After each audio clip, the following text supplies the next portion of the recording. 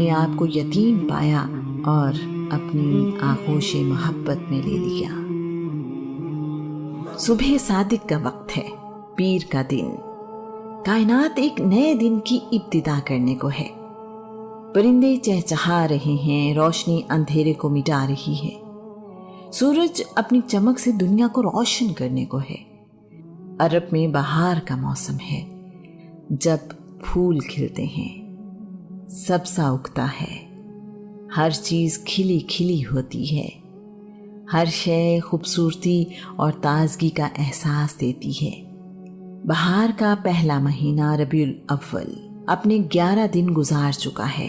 یہ 12ویں دن کی صبح ہے، اپریل کی 22 تاریخ اور سال 571 عیسوی ہے۔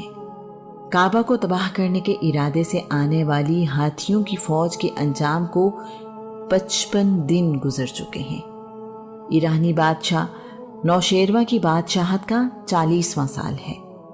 شفا بنت عوف اور فاطمہ بنت عبداللہ بی بی آمنہ کے پاس موجود تھے۔ بنی ہاشم کا سارا خاندان دعا مانگ رہا ہے۔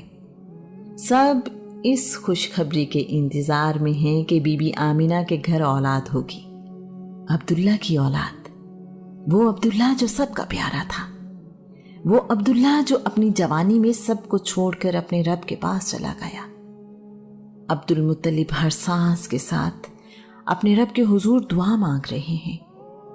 اتنی دعائیں تو عبد المطلب نے اپنے کسی بیٹے کے لیے نہیں مانگی تھی۔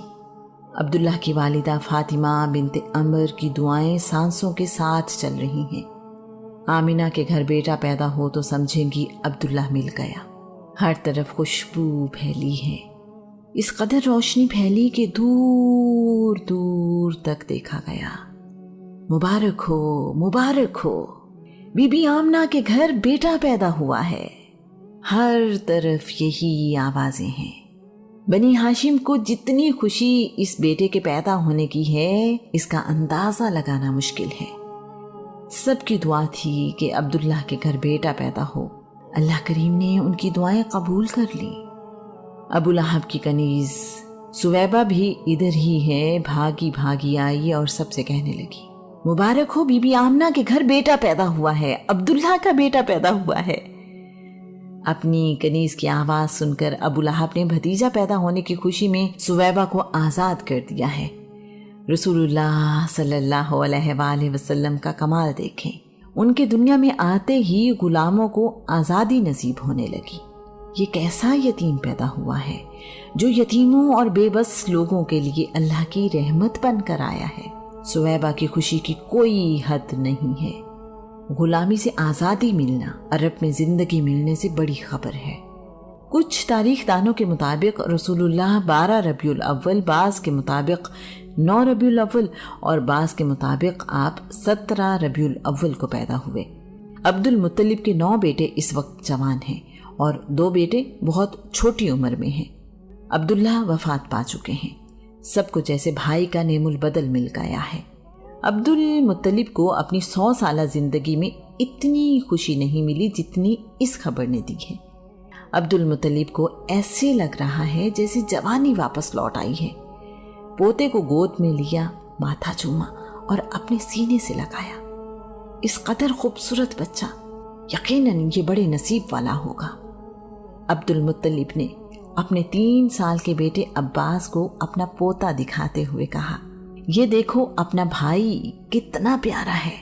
عبد المطلب اپنے خدا کے حضور سجدہ شکر بجا لائے ہیں اور کعبہ کا طواف کیا ہے۔ سب سے پہلے رسول اللہ کو بی بی آمنہ نے دودھ پلایا، اس کے بعد سویبہ نے رسول اللہ کو دودھ پلایا۔ رسول اللہ کے پیدا ہونے سے 6 دن پہلے عبد المطلب کے گھر سیدہ ہالہ سے بیٹا پیدا ہوا ہے۔ اس کا نام حمزہ رکھا گیا ہے۔ حمزہ اور رسول اللہ میں ساری زندگی بہت دوستی رہی۔ سویبہ نے حمزہ کو بھی دودھ پلایا اور رسول اللہ کو بھی۔ وہ رسول اللہ کے رضائی بھائی بھی ہیں۔ رسول اللہ اور حمزہ کے ابتدائی سال قبیلہ بنی سعد میں گزرے۔ دونوں خالہ زاد بھائی بھی ہیں۔ سب سے بڑا رشتہ بعد کے سالوں میں بنا جب یہ رشتہ نبی اور امتی میں بدلا۔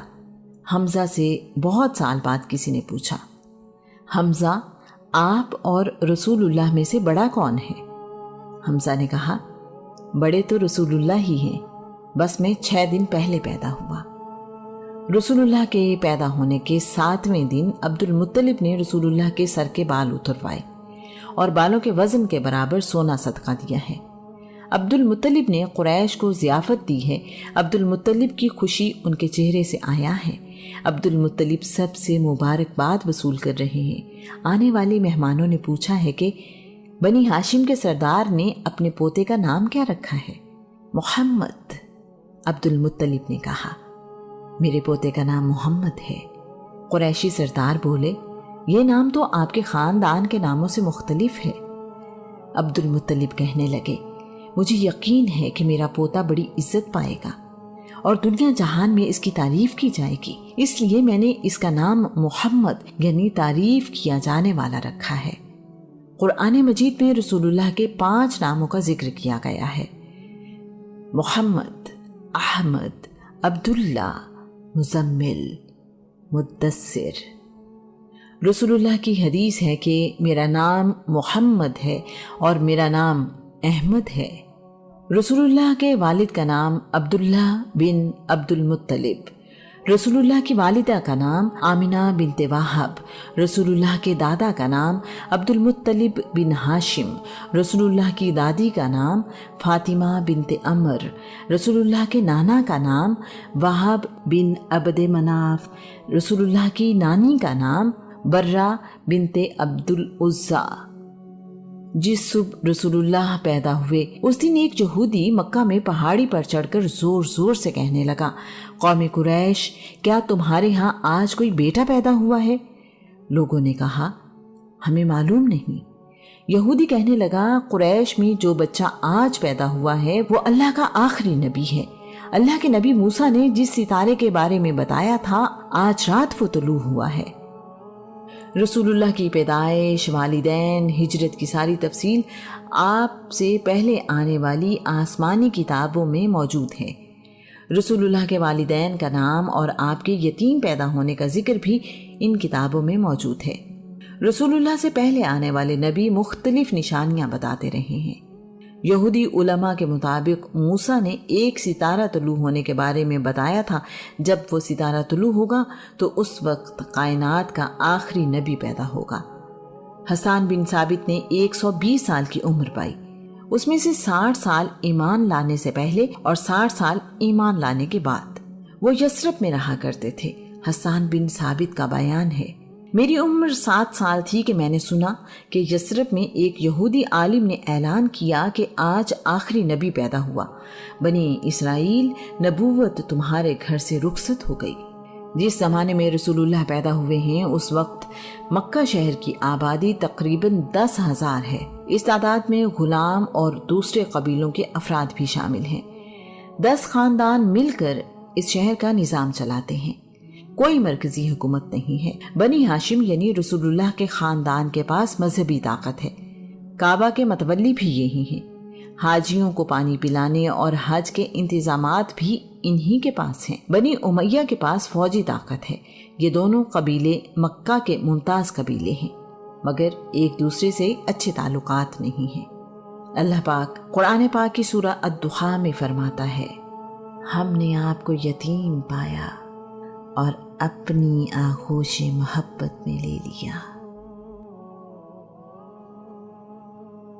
حلیمہ بی بی آمینہ کے بیٹے کو اپنے ساتھ نہیں